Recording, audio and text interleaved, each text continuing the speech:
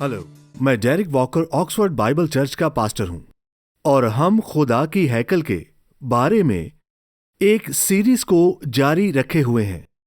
खुदा की हैकल वो जगह है जहां खुदा इंसान के साथ रहने के लिए मुंतखब करता है उसकी हजूरी, जहां इंसान खुदा से मिलता है और उसकी इबादत करता है। और हैकल का तस्वर पूरी बाइबल की कहानी में बहुत मरकजी हैसियत रखता है। और आज हम बागे अदन में एक बहुत दिलचस्प मुताला करने जा रहे हैं और हम ये देखेंगे कि पैदाइश 2 बाब में खुद अदन खुदा की असल ज़मीनी हैकल थी।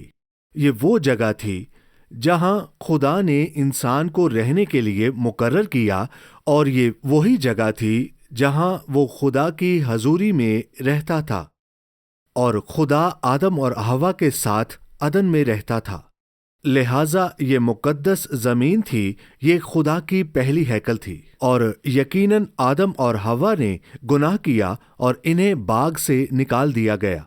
लेकिन बाइबल की पूरी कहानी एक लिहाज से ये है कि खुदा ने इंसान के लिए किस तरह रास्ता बनाया कि वो दोबारा खुदा की हजूरी में आ सके और खुदा के जलाल में आ सके। हम देखते हैं कि आसमानी यरूशलेम को अदन कहा जाता है। हमने ये हिजकिय्याल 38 बाब में देखा। इसे नया यरूशलेम कहा जाता है, आसमानी शहर, जो हकीकत में वो जगह है जहां खुदा और इंसान हमेशा के लिए रहेंगे। ये वो असल नमूना है जिससे बागे अदन को आसमानी नक्शा के मुताबिक तख्लीक किया गया। हम देखेंगे कि ज़मीनी अदन, अगर आप चाहें तो आसमानी अदन का अक्स है। तो हम जल्दी से खुद को याद दिलाते हैं कि खुदा की आसमानी हैकल कैसी नजर आती है। और हमने देखा कि ये एक पहाड़ की शक्ल में है जिसकी चोटी पर तख्त है, यानी मुकद्दस तरीन जगह है जहां से जिंदगी का दरिया बागी शहर की तरफ बहता है। देखें, इस पर गौर करें कि खुदा का दरिया खुदा के तख्त से बहता है और जहां खुदा के लोग रहते हैं और जहां जिंदगी का दरख्त मुसलसल अपने लोगों के लिए तवानाई बख्श फल फराहम करता है। जिंदगी का दरख्त मुसलसल अपना फल फराहम करता रहता है। हमने इब्रानियों 12 बाब में देखा, इसमें लिखा है कि हम कोह सयून पर आ गए हैं, जिंदा खुदा के शहर आसमानी यरूशलेम में। ये एक हकीकी जगह है और वहाँ बेशुमार फरिश्तों की जमात है, कलीसिया की आम मजलिस और पहलोटे की कलीसिया जो आसमान में दर्ज है। कलीसिया में हम आसमान के शहरी हैं, इसलिए जब हम मरते हैं तो वहाँ जाते हैं, खुदा वहाँ रहता है। यानी पुराने अहदनामे के मुकद्दसीन वो अब आसमान में हैं और यस्सु वहाँ रहता है।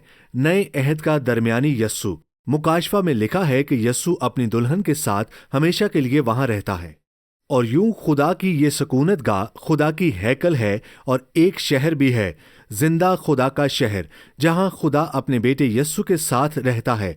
ये बाप का घर है और इसकी शक्ल पहाड़ की तरह है, क्योंकि इसे कोह सयून कहा जाता है और ये खुदा के तख्त की जगह है इस पहाड़ की चोटी पर। हमने यही बात हवालों में देखी जो शैतान के गिरने के बारे में बात करती है। यसाया 14 में वहां लिखा है कि शैतान चाहता था कि वो अपना तख्त खुदा के तख्त से बुलंद करे। तो जमात का पहाड़ यही वो जगह है जहां खुदा के लोग इस पहाड़ पर बसते हैं, इसकी जमात। लेकिन शैतान चाहता था कि वो इस पहाड़ की चोटी पर खुदा के तख्त पर बैठे। हिजकिय्याल 28:12 में भी इस पहाड़ का जिक्र है कि शैतान एक करोबी था, वो खुदा के मुकद्दस पहाड़ पर रहता था। वहां लिखा है कि तू अदन में था, खुदा के बाग में। तो इस पहाड़ को अदन कहा गया है, जो कि हमें बताता है कि ज़मीनी अदन का नाम इसी पर रखा गया है और ये आसमानी अदन की एक तस्वीर है। वहाँ एक बाग है क्योंकि वहाँ जिंदगी का दरख्त है और जिंदगी का दरिया है।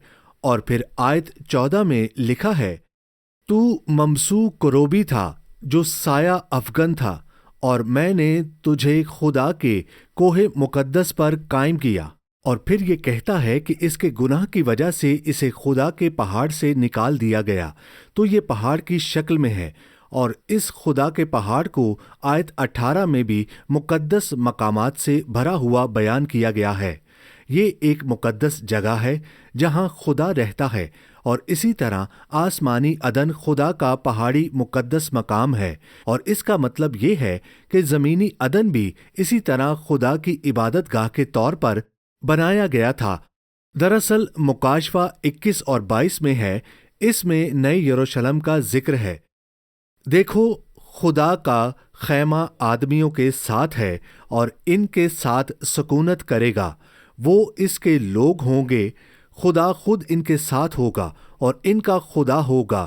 پھر آیت 10 میں جب اسے دکھایا جاتا ہے کہ وہ ایک عظیم اور بلند پہاڑ دیکھتا ہے، اور یہ پہاڑ بھی ایک عظیم شہر ہے، مقدس یروشلم، اور دراصل یہ پہاڑ آسمان سے خدا کی طرف سے اتر رہا ہے، خدا کے جلال کے ساتھ، اور یہ نئی زمین پر آئے گا، اور وہ ہماری ہمیشہ کی رہائش گاہ ہوگی۔ اور پھر یہ اس پہاڑ کی شکل بیان کرتا ہے، اس کی بنیاد مربع ہے، ہر طرف 1400 میل، اور اس کی اونچائی بھی 1400 میل ہے، اور چونکہ اسے پہاڑ کہا گیا ہے تو یہ چوٹی تک جاتا ہے، اور خدا کا تخت چوٹی پر ہے، اور وہ بیان کرتا ہے کہ یہ خدا کے جلال سے چمک رہا ہے، اور ہم دیکھتے ہیں کہ مقدس ترین مقام چوٹی پر خدا کا تخت ہے۔ ہمیں یہ مکاشفہ 22 میں دکھایا گیا ہے۔ اس میں کہا گیا ہے، پھر اس نے مجھے بلور کی طرح چمکتا ہوا آب حیات کا ایک دریا دکھایا، جو خدا اور برا کے تخت سے نکل کر اس شہر کی سڑک کے بیچ میں بہتا تھا، جہاں خدا کا تخت یعنی اس ہیکل کا پاک ترین مقام، اور یہ نیچے بہتا ہے اور پورے شہر کو سیراب کرتا ہے، جس میں سے وہ ایک باغ نما شہر بن جاتا ہے، کیونکہ سڑک کے بیچ میں اور دریا کے دونوں طرف جہاں کہیں بھی سڑک جاتی ہے، اور دریا کے وار پار زندگی کا درخت تھا۔ اس میں 12 قسم کے پھل آتے تھے اور ہر مہینے میں پھلتا تھا، اور اس درخت کے پتوں سے قوموں کو شفا ہوتی تھی، اور یہ ایک باغ نما شہر ہے۔ خداوند کی تعریف ہو۔ ہم نے یہ منظر دیکھا ہے، لیکن اب ہم عدن میں اس کا عکس دیکھیں گے۔ اب آئیے پیدائش 2 باب کو دیکھتے ہیں۔ اس کی 7 آیت کو دیکھتے ہیں، جہاں خدا نے انسان کو پیدا کیا ہے، اور پھر لکھا ہے، اور خداوند خدا نے مشرق کی طرف عدن میں ایک باغ لگایا، اور انسان کو جسے اس نے بنایا تھا وہاں رکھا۔ جسے اس نے بنایا تھا، عدن کا مطلب دلکش ہے، یہ رہنے کے لیے ایک خوبصورت جگہ ہے۔ لیکن جہاں ہم دیکھتے ہیں کہ عدن پوری زمین نہیں ہے، بلکہ زمین پر ایک مخصوص جگہ ہے، جہاں ایک مقدس مقام یا ایک عبادت گاہ ہے، جہاں وہ انسان کے ساتھ سکونت کرے گا، اور پھر انسان جانوروں اور زمین پر خدا کے نائب کے طور پر حکومت کرے گا۔ خدا کا منصوبہ یہ تھا کہ جیسے جیسے انسان بڑھیں گے، عدن بھی پھیلتا جائے گا، یہاں تک کہ وہ پوری دنیا کو ڈھانپ لے گا، اور اسے بڑھنے کا حکم دیا گیا تھا۔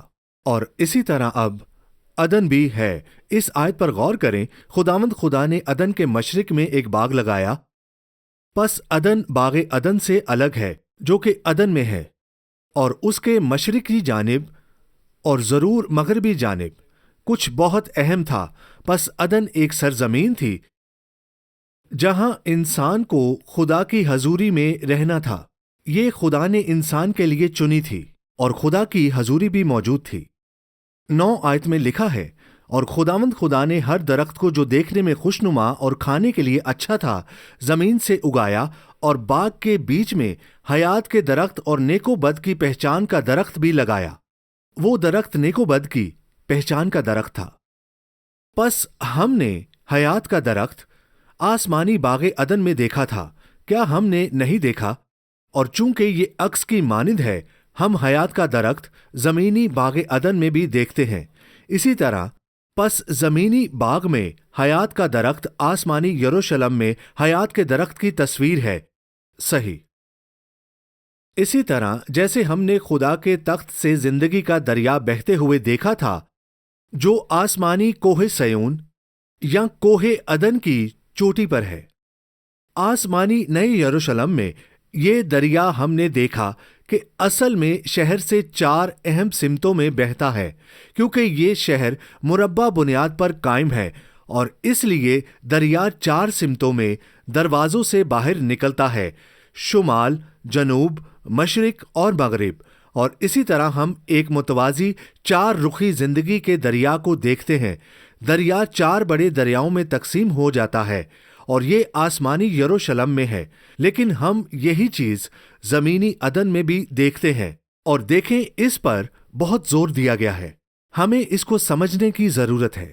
یہ آیت 10 میں ہے، اور عدن سے ایک دریا باغ کے سیراب کرنے کو نکلا اور وہاں سے 4 ندیوں میں تقسیم ہوا۔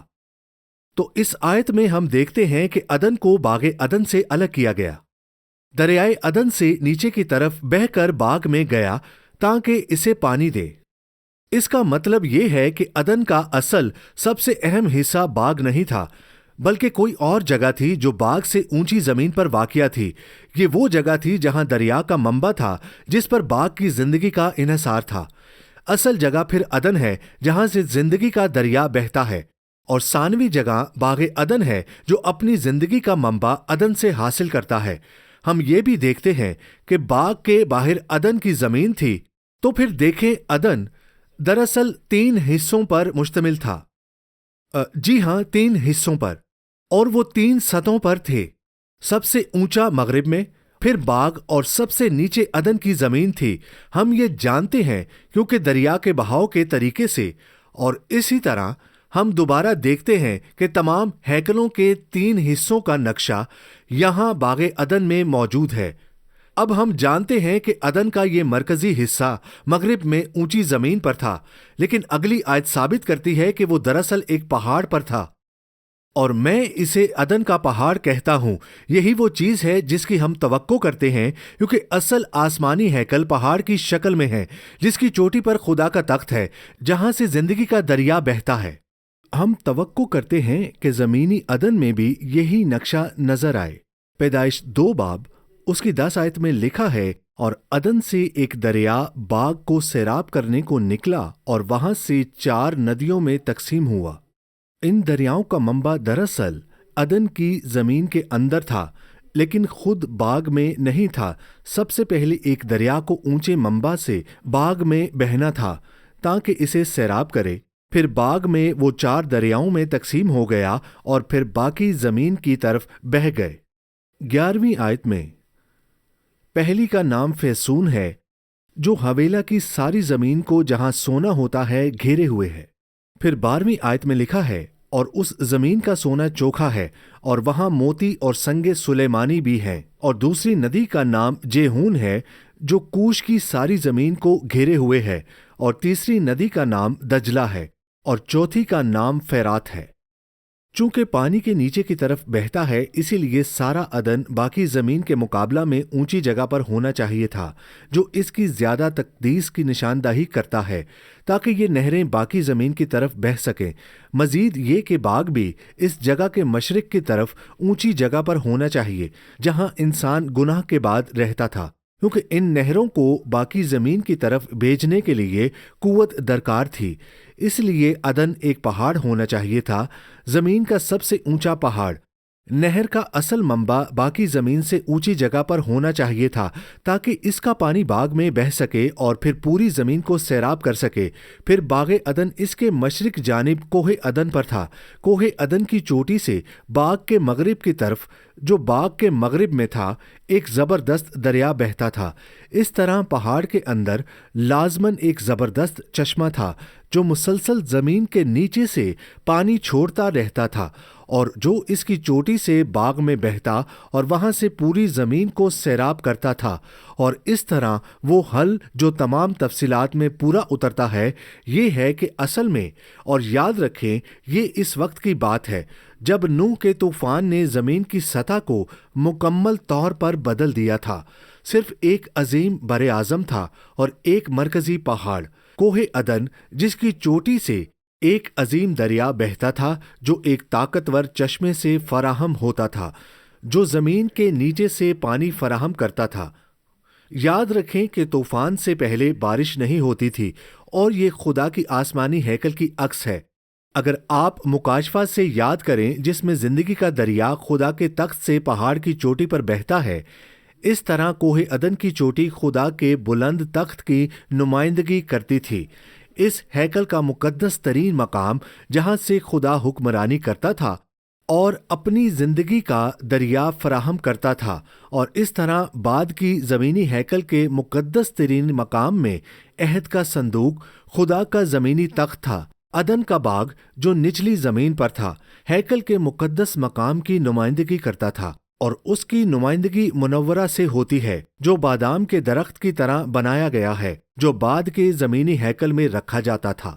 باقی عدن کی زمین جو مزید نچلی سطح پر تھی جو اس پہاڑ کے دامن کی طرح تھی، بیرونی صحن کی نمائندگی کرتی تھی جہاں جلانے کی قربانیاں پیش کی جاتی تھیں، اور عدن کی زمین سے بھی نچلی سطح پر باقی زمینیں تھیں۔ ہم یہ اس طرح سے اخذ کر سکتے ہیں کہ دریا کو پہاڑ کی چوٹی سے باغ کی طرف اور پھر باقی زمین کی طرف نیچے بہنا پڑتا تھا، اور یہ سب ہماری تصویریں ہیں جیسے کہ ہم خدا کی ہیکل ہیں۔ دیکھیں، ہماری روح وہ پاک ترین مقام ہے جہاں مسیح سکونت پذیر ہے اور روح القدس کے ذریعے تخت نشین ہے جو ہمارے اندر زندگی کا چشمہ ہے، اور وہ دریا ہماری روح کے باغ میں بہتا ہے، ہمارے مقدس مقام میں جہاں ہمیں پھل لانا ہے، روح کا پھل۔ عدن کے پہاڑ کی عظیم بلندی ہماری روح کی عظیم پاکیزگی کی عکاسی کرتی ہے جو ہماری جان سے بلند ہے۔ ہماری مرضی یا ہمارا دل ہماری جان میں ہے، ہماری جان کے باغ میں فیصلہ کرنے کی جگہ جہاں ہم فیصلہ کرتے ہیں کہ ہم اپنی زندگی اس کے مطابق گزاریں یا اپنی ذات سے جئیں۔ یہ وہی دو درخت ہیں جو اس فیصلے کی نمائندگی کرتے ہیں، وہ زندگی اور موت کی نمائندگی کرتے ہیں۔ زندگی کا درخت یا موت کا درخت، جیسا کہ کہا جائے، کیا ہم خدا پر انحصار کرنے کا انتخاب کرتے ہیں یا ہم تکبر اور خود ستائشی کا راستہ چنتے ہیں؟ انتخاب ہماری جان میں ہے۔ ہمیں محتاط رہنا چاہیے کہ ہمیں اپنے باغ میں کون سے خیالات اور جذبات کے درخت اگاتے اور پروان چڑھاتے ہیں، اور پھر دوبارہ عدن کا باقی حصہ بیرونی صحن کی نمائندگی کرتا ہے جو ہمارے جسم کی طرح ہے۔ تو چشمہ، دیکھیں، روح القدس کی نمائندگی کرتا ہے جو زندگی کے دریا کی طرح ظاہر ہوتا ہے، ہمارے دل سے بہتا ہے، ہماری جان کے باغ کو زندگی دیتا ہے، اسے پھلدار بناتا ہے اور ہمیں اپنی زندگی خدا کے جلال کے لیے جینے کی طاقت دیتا ہے۔ ہمارے دل سے زندہ پانی کی ندیاں بہیں گی، اور اس سے یہ تصدیق ہوتی ہے کہ انسان کی اصل رہائش گاہ عدن میں آسمانی رہائش گاہ کے نمونے پر بنائی گئی ہے۔ پیدائش 2 میں عدن اور اس کے ارد گرد کی خصوصیات اس بات کی تصدیق کرتی ہیں کہ خدا نے اسے آسمانی نمونہ پر بنایا، جیسے خدا نے عدن کو اپنے لوگوں کے لیے رہائش گاہ بنایا۔ خدا نے آسمان کو اپنے لوگوں کے لیے رہائش گاہ بنایا جہاں خدا ہمیشہ انسان کے ساتھ رہے گا، اس کی آسمانی ہیکل۔ ویسے ہی خدا نے زمینی عدن کو انسان کے لیے رہائش گاہ بنایا جہاں وہ انسان کے ساتھ رہے گا۔ ہم یہ دیکھنے جا رہے ہیں تو زمینی عدن کو خدا کے پہلے زمینی ہیکل کے طور پر ڈیزائن کیا گیا تھا، اور خداوند خدا نے آدم کو لے کر باغ عدن میں رکھا کہ اس کی باغبانی اور نگہبانی کرے۔ تو یہ انسان کے رہنے اور خدا کی خدمت کرنے کے لیے وہ جگہ ہے۔ اس کے پاس خدا کے تخت، باغ کی حفاظت اور اس میں ہر چیز کی نگرانی کرنے کا اختیار تھا، جسے وہ استعمال کرنے میں ناکام رہا، اور اس کی مثال جانوروں کے نام رکھنے سے ملتی ہے۔ وہ اس میں ناکام ہوا کیونکہ اس نے شیطان کو اس ہیکل کی پناہ گاہ میں سانپ کے ذریعے کام کرنے کی اجازت دی، اور اسے اس ہیکل کی حفاظت کرنی تھی اور کسی ناپاک چیز کو اندر آنے سے روکنا تھا۔ لیکن سب سے اہم بات یہ ہے کہ ہم دیکھتے ہیں کہ خدا کی حضوری اس باغ میں تھی، کیونکہ یہ خدا کی عبادت گاہ تھی جہاں خدا نے مقرر کیا تھا کہ خدا اور انسان آپس میں رفاقت سے ملیں گے۔ ہم یہ اس طرح دیکھتے ہیں کہ خدا باغ میں آدم کے ساتھ کیسے معاملہ کرتا ہے۔ آیت 16 میں، اور خداوند خدا نے آدم کو حکم دیا اور کہا کہ تو باغ کے ہر درخت کا پھل بے روک ٹوک کھا سکتا ہے۔ حوا آدم کو دی گئی تاکہ اس کی بیوی بنے۔ پھر آدم پر خدا گہری نیند طاری کرتا ہے، اور پھر اس کی پسلی سے غالباً ہوا کو بنانے کے لیے ڈی این اے نکالتا ہے، اور وہ ہوا کو بناتا ہے اور اسے آدم کے پاس لے آتا ہے۔ تو یہ تمام تعامل خدا اور انسان کے درمیان اسی باغ کی عبادت گاہ میں ہوا۔ افسوس کی بات ہے کہ آدم اور حوا نے گناہ کیا اور باغ میں رہنے کا حق کھو بیٹھے۔ انہوں نے خدا کی نافرمانی کی۔ پیدائش 3 باب اس کی 8 آیت کو دیکھیں۔ یہ ایک کلیدی آیت ہے جو دکھاتی ہے کہ خدا اس عبادت گاہ میں انسان کے ساتھ چلتا اور بات کرتا تھا۔ جب انہوں نے گناہ کیا اور انہوں نے خداوند خدا کی آواز جو ٹھنڈے وقت میں باغ میں پھرتا تھا اور خدا ان سے بات کرنے آتا، ان سے رفاقت کرنے کے لیے دن کے ٹھنڈے وقت میں آ رہا ہے، اور آدم اور اس کی بیوی نے اپنے آپ کو خداوند خدا کے حضور سے باغ کے درختوں میں چھپایا۔ تو یہ وہ جگہ ہے جہاں خدا کی حضوری تھی، جہاں خدا کی حضوری حرکت کر رہی تھی، اور خدا انسان سے باغ میں بات کر رہا تھا اور اس کے ساتھ رفاقت کر رہا تھا۔ لیکن گناہ کی وجہ سے وہ ناپاک اور مالون ہو گئے، اور وہ اب باغ میں رہنے اور زندگی کے درخت سے حصہ لینے کے قابل نہ رہے۔ اور خداوند خدا نے کہا، دیکھو، انسان نیک و بد کی پہچان میں ہم میں سے ایک کی مانند ہو گیا، اب کہیں ایسا نہ ہو کہ وہ اپنا ہاتھ بڑھائے اور حیات کے درخت سے بھی کچھ لے کر کھائے اور ہمیشہ جیتا رہے۔ اس لیے خداوند خدا نے اس کو باغ میں سے باہر کر دیا۔ چنانچہ اس نے آدم کو نکال دیا اور باغ عدن کے مشرق کی طرف کروبیوں کو اور چوگرد گھومنے والی شولہ زن تلوار کو رکھا کہ وہ زندگی کے درخت کی راہ کی حفاظت کریں۔ پس غور کریں، باغ عدن پہاڑ کے مشرق میں تھا، لیکن اب آدم کو باغ عدن کے مشرق جانب عدن کی سرزمین میں باغ عدن کے مشرق میں جانا پڑا۔ پس غور کریں، مشرق کی طرف جانا خدا سے دور جانے کی علامت ہے۔ انہیں باغ سے نکال دیا گیا جیسے شیطان کو آسمانی ہیکل سے نکال دیا گیا تھا، باغ کے مشرق کی طرف۔ اور ہم یہ اس بات سے دیکھتے ہیں کہ کروبیوں نے باغ کے مشرقی دروازے کی نگہبانی کی، اور اس طرح ہم دیکھتے ہیں کہ پاکیزگی کا مرکز مغربی جانب عدن کا پہاڑ تھا، پھر باغ جو نیچے تھا، جسے مقدس مقام پہاڑ کے مشرق میں پہاڑ کے مشرقی جانب، اور پھر باقی عدن مزید مشرق کی طرف تھا۔ اور اب آدم کو وہی جانا تھا، اور یہ بیرونی صحن کی مانند تھا جو ہیکل کا حصہ ہے۔ یہ خدا کے مقدس مقام میں تقدیس کے 3 درجات کی نمائندگی کرتا ہے۔ غور کریں کہ اس میں مشرق مغرب کی سمت ہے، اور یہی وہ سمت ہے جس میں تمام آئندہ زمینی ہیکلیں بنائی گئیں۔ ہیکل ہمیشہ مشرق کی طرف رخ کرتی ہے، تو جتنا آپ مشرق کی طرف جاتے ہیں اتنی ہی آپ خدا کی حضوری سے جو مقدس ترین مقام میں ہے دور ہوتے جاتے ہیں۔ خدا کے قریب جانے کے لیے آپ کو مغرب کی طرف جانا پڑتا ہے، مقدس ترین مقام کی طرف۔ عدن کی ایک اور خصوصیت جو بعد میں زمینی ہیکلوں میں بھی دہرائی گئی، یہ ظاہر کرتی ہے کہ یہ زمین پر خدا کا حقیقی مقدس مقام تھا۔ وہ کروبی ہیں۔ کروبی مقدس مقام اور مقدس ترین مقام کے محافظ کے طور پر کام کرتے ہیں۔ ہم یہ خیمہ اجتماع اور سلیمان کے ہیکل میں دیکھتے ہیں۔ اسی طرح وہ کروبی جو اصل میں عہد کے صندوق پر سونے کے بنے ہوئے تھے، کروبی مقدس مقام کی سونے سے ڈھکی ہوئی دیواروں میں کندہ کیے گئے تھے، پردے پر جو مقدس ترین مقام اور مقدس مقام کے درمیان تھا۔ اسی طرح اس دروازے پر بھی جو مقدس مقام کی طرف جاتا تھا، اور یہ تمام کروبی ہیکل کی تقدیس کی حفاظت کر رہے تھے۔ اور یہی کچھ ہم باغ عدن میں دیکھتے ہیں۔ کروبی اس کی حفاظت کر رہے ہیں اور کسی ناپاک شخص کو اندر جانے سے روک رہے ہیں۔